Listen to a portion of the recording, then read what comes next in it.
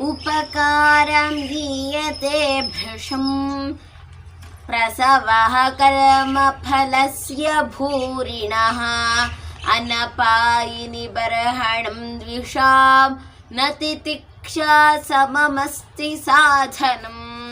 ಶ್ರೀ ಗುರುಭ್ಯೋ ನಮಃ.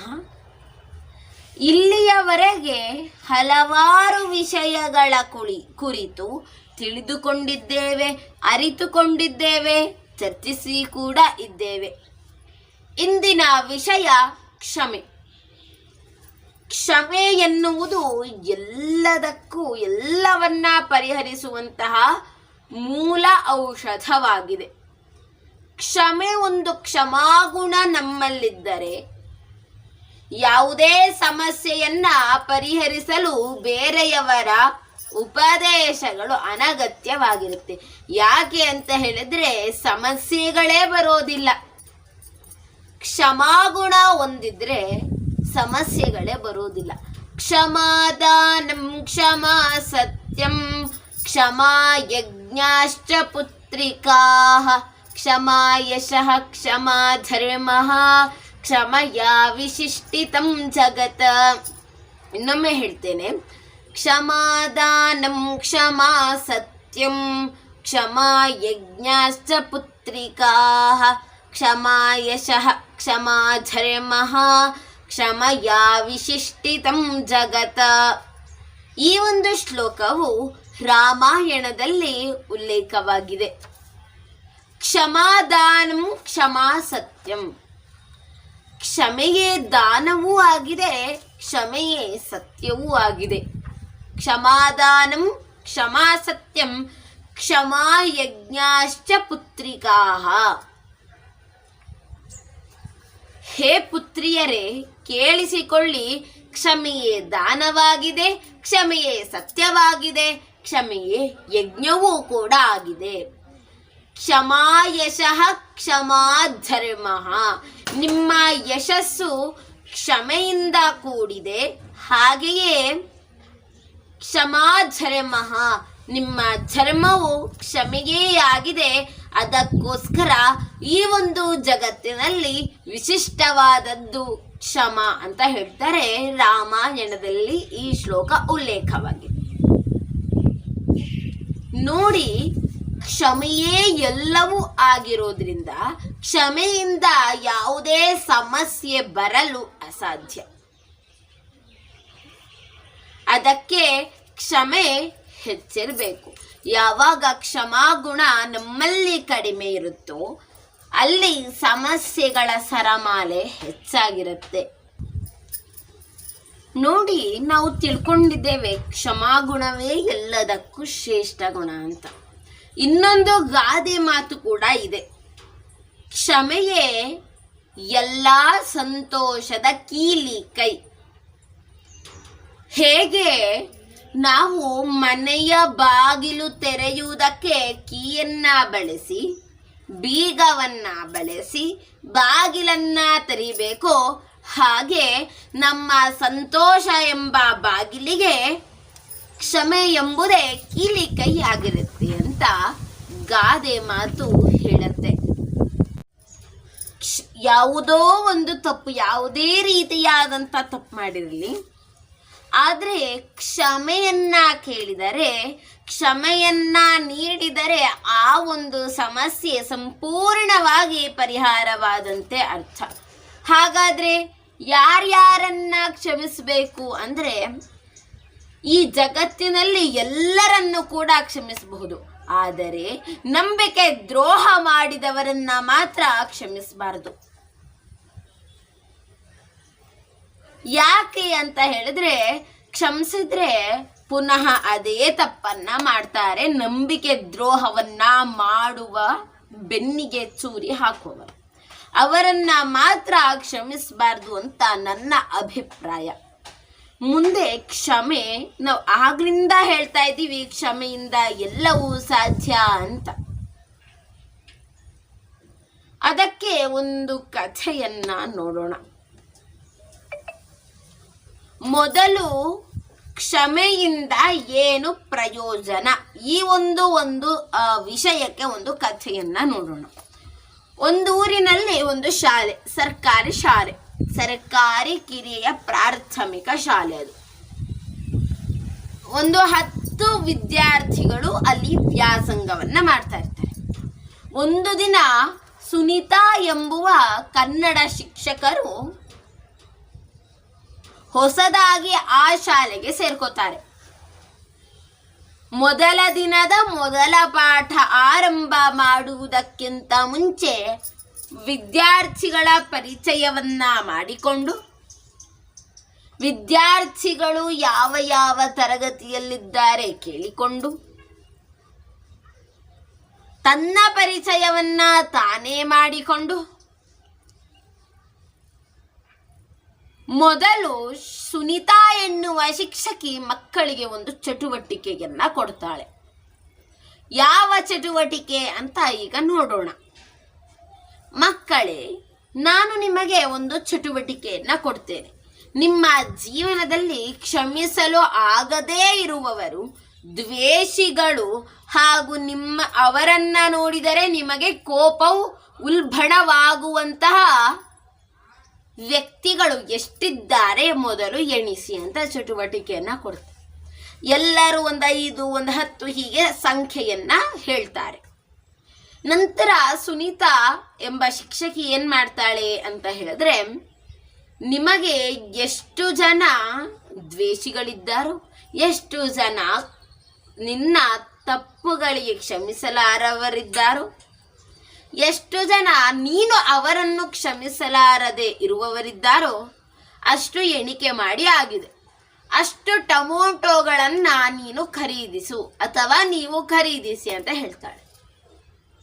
ಎಲ್ಲರಿಗೂ ಆಶ್ಚರ್ಯ. ಮಕ್ಕಳಿಗೆ ಯಾವ ಶಿಕ್ಷಕರು ಇವರು ಟೊಮೊಟೊವನ್ನ ಖರೀದಿಸ್ಬೇಕಂತೆ ಅಂತ ಮಾತನಾಡಿಕೊಂಡು, ಆದರೂ ಶಿಕ್ಷಕರಿಗೆ ಗೌರವ ನೀಡುವ ಒಂದು ಒಳ್ಳೆಯ ಬುದ್ಧಿ ಇದ್ದ ಕಾರಣ ಎಲ್ಲರೂ ಕೂಡ ತಮ್ಮ ದ್ವೇಷಿಗಳ ಸಂಖ್ಯೆಯಷ್ಟು ಟೊಮೊಟೊವನ್ನ ಖರೀದಿಸ್ತಾರೆ. ಒಬ್ಬರು 5 ಖರೀದಿಸಿದ್ರೆ ಒಬ್ರು 2 ಖರೀದಿಸ್ತಾರೆ, ಒಬ್ರು 10 ಖರೀದಿಸಿದ್ರೆ ಒಬ್ರು 20 ಖರೀದಿಸ್ತಾರೆ. ನಂತರ ಅದನ್ನೆಲ್ಲ ಒಂದು ಕಡೆ ಸಂಗ್ರಹಿಸಿ, ಅಂದರೆ ಅವರವರ ಟೊಮೊಟೊವನ್ನ ಒಂದು ಚೀಲದೊಳಗೆ ಹಾಕಿಕೊಂಡು ಮಾರನೇ ದಿನ ಅಂದ್ರೆ ಮರುದಿನ ಶಾಲೆಗೆ ಬರ್ತಾರೆ. ಶಿಕ್ಷಕರು ಕೂಡ ಸಮಯಕ್ಕೆ ಸರಿಯಾಗಿ ಶಾಲೆಗೆ ಬರ್ತಾರೆ. ಶಾಲೆಗೆ ಬಂದಾಗ ಮಕ್ಕಳೆಲ್ಲರೂ ಕೂಡ ಉತ್ಸಾಹದಿಂದ ಟೀಚರ್ರಿ ನಾವು ಇವತ್ತು ಟೊಮೊಟೊವನ್ನ ತಂದಿದ್ದೇವೆ ಅಂತ. ಶಿಕ್ಷಕರು ಹೇಳ್ತಾರೆ, ಇದು ಮೈದಾನ, ನಾವು ತರಗತಿಯ ಒಳಗೆ ಈ ವಿಷಯದ ಕುರಿತು, ಈ ಚಟುವಟಿಕೆಗಳ ಕುರಿತು ವಾರ್ತಾಲಾಪವನ್ನ ಮಾಡೋಣ ಅಂತ ಹೇಳಿ ತರಗತಿ ಒಳಗೆ ಹೋಗ್ತಾರೆ. ಎಲ್ಲರೂ ಕೂಡ ಪ್ರಾರ್ಥನೆಯನ್ನ ಸಲ್ಲಿಸಿ ಕೂತ್ಕೋತಾರೆ. ನಂತರ ಶಿಕ್ಷಕರು ಅಂದ್ರೆ ಸುನೀತಾ ಎಂಬ ಶಿಕ್ಷಕಿ ಹೇಳ್ತಾಳೆ, ನೀವು ಖರೀದಿಸಿದ ಟೊಮೊಟೊ ಹಣ್ಣುಗಳು 1 ವಾರದವರೆಗೂ ಕೂಡ ನಿಮ್ಮ ಹತ್ತಿರವೇ ಇರಬೇಕು. ಸೊಂಟದಲ್ಲಿ ಕಟ್ಕೋತೀರೋ ಬೆನ್ನಲ್ಲಿ ಹಾಕೋತೀರೋ ಗೊತ್ತಿಲ್ಲ, ಒಟ್ಟಿನಲ್ಲಿ ನಿಮ್ಮ ಹತ್ತಿರವೇ ಇರಬೇಕು ಅಂತ ಸುನೀತಾ ಹೇಳ್ತಾಳೆ. ಮಕ್ಕಳಿಗೆ ಉತ್ಸಾಹ, ಅವರು ಆಯಿತು ಅಂತ ಒಪ್ಕೋತಾರೆ. 4 ದಿನ ಹೀಗೆ ಸಾಗತ್ತೆ. 5ನೇ ದಿನ ಟೊಮೊಟೊ ಕೊಳೆತ ವಾಸನೆ, ದುರ್ವಾಸನೆ ಹೆಚ್ಚಾಗತ್ತೆ. ಅವರಿಗೆ ತಡ್ಕೊಳಕ್ ಆಗೋದಿಲ್ಲ. ಮಕ್ಕಳಿಗೆ ಹೋಗ್ತಾರೆ ಶಿಕ್ಷಕರ ಬಳಿ, ತಮ್ಮ ಕಷ್ಟಗಳನ್ನ ಹೇಳ್ಕೊತಾರೆ. ಆದರೆ ಶಿಕ್ಷಕಿ ಮಾತ್ರ ಯಾವ ಕಷ್ಟಕ್ಕೂ ಕೂಡ ಕರುಣೆಯನ್ನ ತೋರಿಸೋದಿಲ್ಲ. 6ನೇ ದಿನ ಬರುತ್ತೆ, ಅವರು ಅಳ್ತಾರೆ. ಮಕ್ಕಳೆಲ್ಲರೂ ವಾಸನೆಯನ್ನ ತಡೆಯೋದಕ್ಕಾಗ್ತಾ ಇಲ್ಲ, ನಿದ್ದೆ ಬರ್ತಾ ಇಲ್ಲ ಅಂತ. ಆದರೂ ಕೂಡ ಶಿಕ್ಷಕಿ ಕರುಣೆಯನ್ನ ತೋರಿಸೋದಿಲ್ಲ. ಕೊನೆಯ ದಿನ 7ನೇ ದಿನ ಎಲ್ಲರೂ ಕೂಡ ಉತ್ಸುಕರಾಗಿ ಎಲ್ಲರೂ ಸಂತೋಷದಿಂದ ಇರ್ತಾರೆ. ಇಂದು ನಮ್ಮ ಟೊಮೊಟೊವನ್ನ ಬಿಸಾಕ್ತೇವೆ ಅಂತ. ಆ ಸಮಯ ಬರುತ್ತೆ. ಆ ಸಮಯ ಬಂದಾಗ ಏನಾಗತ್ತೆ ಅಂತ ಹೇಳಿದ್ರೆ, ಎಲ್ಲರೂ ಕೂಡ ಬಿಸಾಡಕ್ಕೆ ಕಾತುರದಿಂದ ಕಾಯ್ತಾ ಇರ್ತಾರೆ. ಈ ಒಂದು ಸಮಯದಲ್ಲಿ ಶಿಕ್ಷಕಿ ಹೇಳ್ತಾಳೆ, ನೋಡಿ ಮಕ್ಕಳೇ, ನಾನು ಹೇಳುವುದನ್ನ ಸ್ವಲ್ಪ ಆಲಿಸಿ ನಂತರ ಈ ಒಂದು ಟೊಮೊಟೊವನ್ನ ಬಿಸಾಕ್ಬೇಕಾ ಅಥವಾ ನಿಮ್ಮಲ್ಲೇ ಇಟ್ಕೋಬೇಕಾ ಯೋಚನೆ ಮಾಡಿ ಅಂತ ಹೇಳಿ ತನ್ನ ಉತ್ತರವನ್ನ ಹಾಗೆ ತನ್ನಲ್ಲಿದ್ದಂತ ಒಂದು ಪ್ರಶ್ನೆಯನ್ನ ಕೇಳ್ತಾಳೆ ಸುನೀತಾ. ಯಾವ ಪ್ರಶ್ನೆ ಅಂತ ಹೇಳಿದ್ರೆ, ಮಕ್ಕಳೇ ನೋಡಿ, ಈ ಒಂದು ಟೊಮೊಟೊ ನಿಮಗೆ ಅಸಹ್ಯವನ್ನ ತಂದಿತಾ ಅಥವಾ ಇಲ್ವಾ ಅಂತ.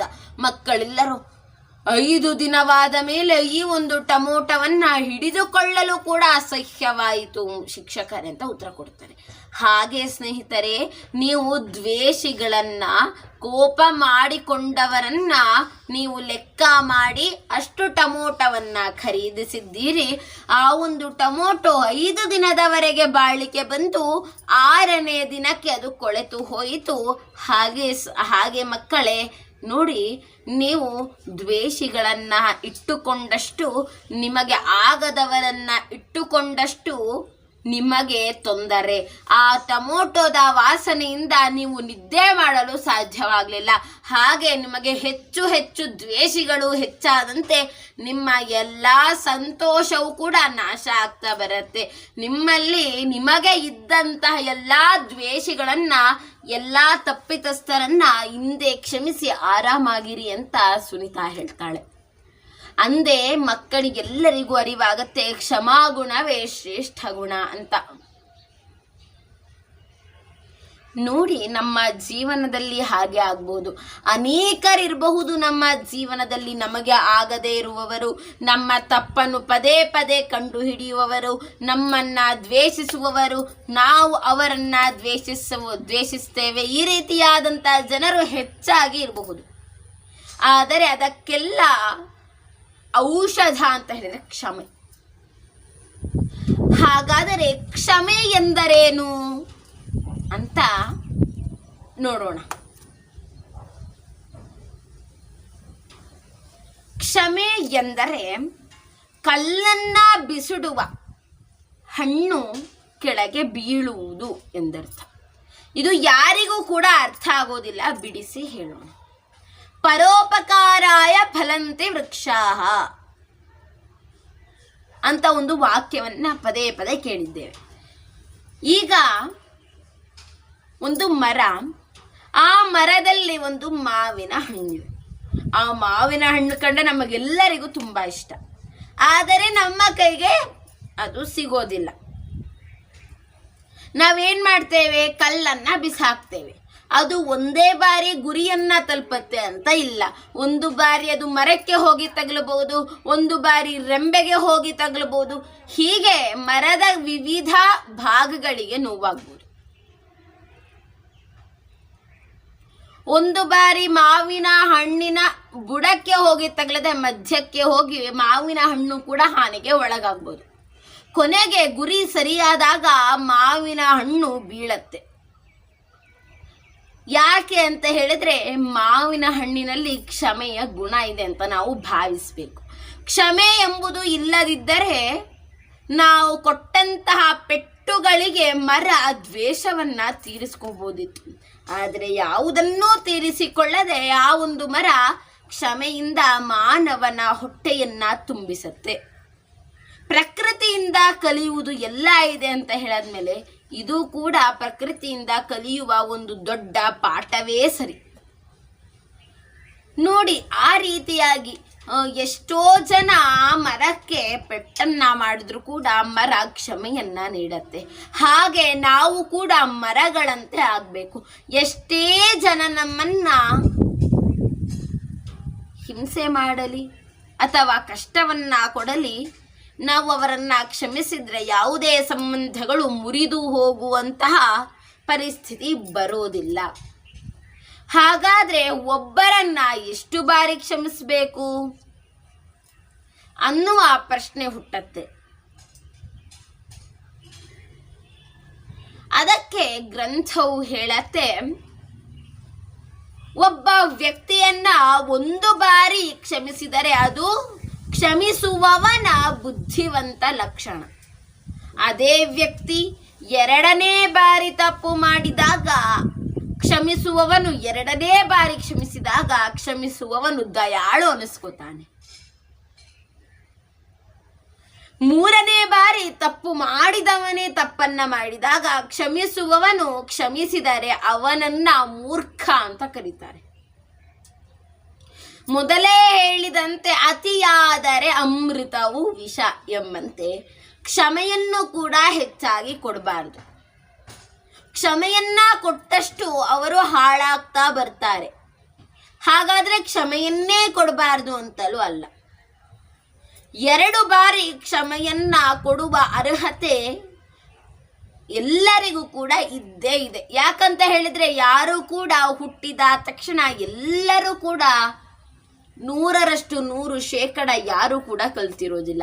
ಕಾಲಕ್ರಮೇಣ ಆಚಾರ್ಯಾತ್ ಪಾದಮಾದತ್ತೆ ಪಾದಂ ಶಿಷ್ಯಸ್ವಮೇಧಯ ಪಾದಂ ಸ್ವಬ್ರಹ್ಮಚಾರಿಭ್ಯ ಪಾದ ಕಾಲಕ್ರಮೇಣ ಹಿ ಎಂಬಂತೆ ಕಾಲಚಕ್ರ ತಿರುಗಿದಂತೆ ಅವರು ಪಾಠವನ್ನ ಕಲಿತಾ ಹೋಗ್ತಾರೆ. ಮೊದಲೇ ಬಾರಿಗೆ ಶಿಕ್ಷೆಯನ್ನ ಅಥವಾ ಕ್ಷಮೆಯನ್ನ ಕೊಡದೇ ಇದ್ದರೆ ಶಿಕ್ಷೆಯನ್ನ ಕೊಟ್ಟರೆ ಅವರು ಕಲಿಯುವಂತಹ ಪಾಠವು ಕೂಡ ನಷ್ಟವಾಗಿ ಹೋಗ್ಬಿಡುತ್ತೆ. 2 ಬಾರಿ ಕ್ಷಮೆಯನ್ನ ಕೊಡಬೇಕು. ಹಾಗಾದ್ರೆ ಕ್ಷಮೆ ಎಷ್ಟು ಮುಖ್ಯ ಅಂತ ಹೇಳಿದ್ರೆ, ಒಂದು ಊರಿನಲ್ಲಿ ಒಬ್ಬ ಶಿಕ್ಷಕನಿರ್ತಾನೆ. ಆತ ಎಲ್ಲರಿಗೂ ಕೂಡ ಬೈತಾ ಇರ್ತಾನೆ. ಆತ ಯಾರಿಗೂ ಕೂಡ ಕರುಣೆಯನ್ನ ತೋರಿಸ್ತಾ ಇರೋದಿಲ್ಲ. ಒಂದು ದಿನ ಯಾರಿಗೂ ಕೂಡ ಆ ಒಂದು ಶಿಕ್ಷಕ ಕ್ಷಮೆಯನ್ನ ಕೊಡ್ತಾ ಇರೋದಿಲ್ಲ.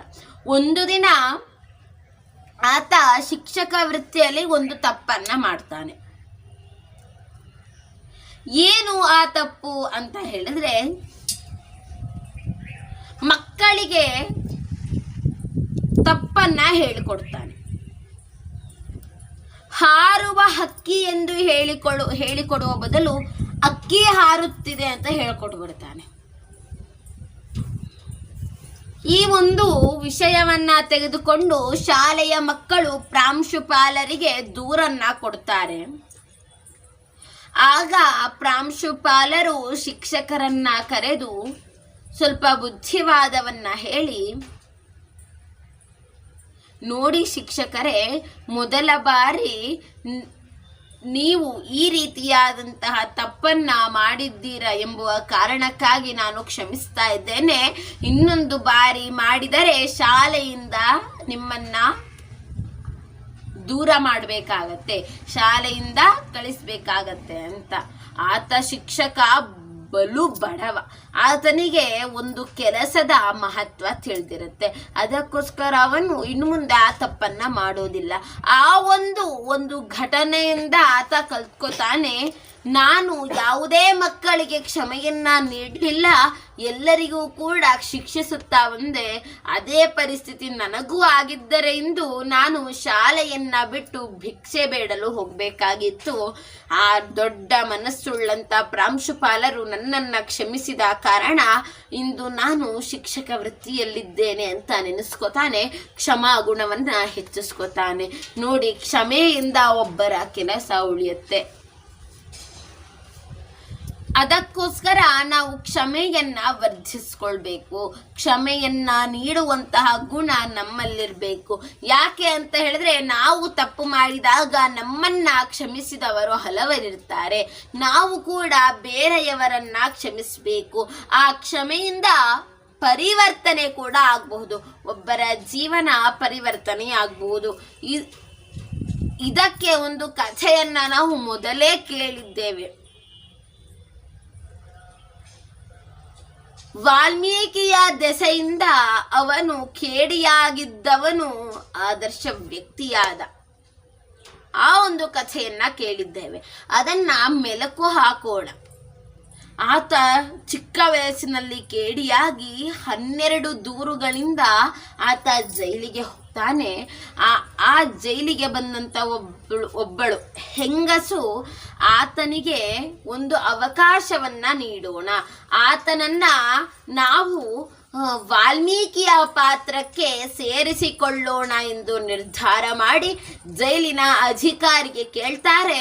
ಆದರೆ ಜೈಲಿನ ಅಧಿಕಾರಿ ಮಾತ್ರ, ಇಲ್ಲ ಮೇಡಮ್ನವರೇ, ಇವನು ತುಂಬಾ ಕ್ರೂರಿ ಹಾಗೆ ಕೇಡಿಯಾಗಿದ್ದಾನೆ, ಈತನನ್ನ ನಾವು ಹೊರಬಿಟ್ಟರೆ ಇವನು ತಪ್ಪಿಸಿಕೊಂಡು ಹೋಗಬಹುದು ಅಂತ.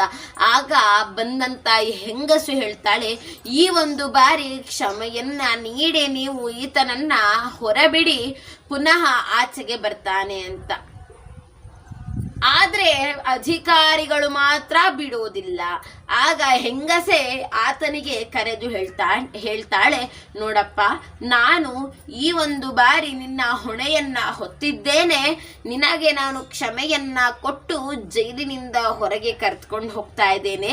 ವಾಲ್ಮೀಕಿಯ ಪಾತ್ರವನ್ನ ಮಾಡಲು ನೀನು ಕ್ಷಮೆಗೆ ಬದ್ಧನಾಗಿರು, ನಾನು ಕೊಟ್ಟಂತಹ ಕ್ಷಮೆಗೆ ನೀನು ಅರ್ಹನಾಗಿರು ಅಂತ. ಕೊನೆಗೆ ಆ ಕೇಡಿ ವಾಲ್ಮೀಕಿಯ ಪಾತ್ರವನ್ನ ಮಾಡಿ ವಾಲ್ಮೀಕಿಯ ಪಾತ್ರದಿಂದ ಬದಲಾಗ್ತಾನೆ, ನಂತರ ಎಲ್ಲರಿಗೂ ಕೂಡ ಆದರ್ಶನಾಗ್ತಾನೆ ಅನ್ನೋದು ಹಿಂದಿನ ಭಾಷಣದಲ್ಲಿ ಕೇಳಿದ್ದೇವೆ. ಹಾಗೆ ಆ ವ್ಯಕ್ತಿ, ಆ ಹೆಂಗಸು ಕೊಟ್ಟಂತಹ ಕ್ಷಮೆ, ಆ ಕ್ಷಮೆಯ ಮಾತುಗಳು, ಕ್ಷಮೆಯ ಇದು ಮೆಲುಕು ಹಾಕ್ತಾ ಅವನು ಪರಿವರ್ತನೆ ಆಗ್ತಾನೆ.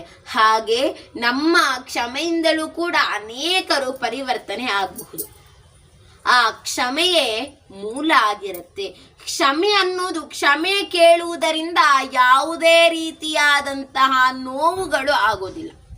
ಒಬ್ಬೊಬ್ಬರು ಅನ್ಕೋತಾರೆ ಕ್ಷಮೆ ಕೇಳುವುದರಿಂದ ನಾನೇ ತಪ್ಪಿತಸ್ಥ ಎಂಬ ಭಾವನೆ ಎಲ್ಲರಿಗೂ ಬರುತ್ತೆ ಅಂತ. ಖಂಡಿತವಾಗಿ ತಪ್ಪು ಕಲ್ಪನೆ. ಕ್ಷಮೆ ಕೇಳುವುದರಿಂದ ಯಾವುದೇ ರೀತಿಯಾದಂಥ ತಪ್ಪಿತಸ್ಥನ ನಮಗೆ ಬರೋದಿಲ್ಲ. ಅದರ ಬದಲು ಪ್ರೀತಿ ಹೆಚ್ಚುತ್ತಾ ಹೋಗುತ್ತೆ, ಸಂಬಂಧಗಳು ಗಟ್ಟಿಯಾಗುತ್ತಾ ಹೋಗುತ್ತೆ. ಈ ಒಂದು ಸಂದರ್ಭದಲ್ಲಿ ಸಂಬಂಧಗಳು ಹೆಚ್ಚಾಗಿರುವುದು ಮುಖ್ಯವಾದ ಕಾರಣ ನಾವು ಕ್ಷಮೆಯನ್ನ ಕೊಡ್ತಾ ಹೋಗಬೇಕು.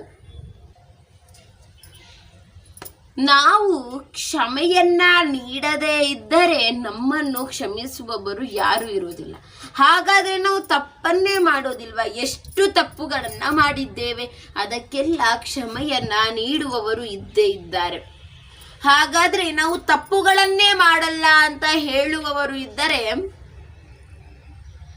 ನಾವು ಒಂದೊಂದು ಕಾಣದೇ ಇರುವಂತ ತಪ್ಪುಗಳನ್ನ ಮಾಡಿದ್ರೆ ಯಾರು ಕೂಡ ನೋಡಲ್ಲ. ಆದರೆ ನೋಡುವವ ಒಬ್ಬ ಇರ್ತಾನೆ, ಅವನೇ ದೇವರು. ಆತ ನೋಡ್ತಾ ಇರ್ತಾನೆ. ಆತನೇ ಕ್ಷಮೆಯನ್ನ ಕೊಡದೇ ಇದ್ದರೆ ನಾವು ಬದುಕುವುದೇ ಅಸಾಧ್ಯ ಆಗತ್ತೆ.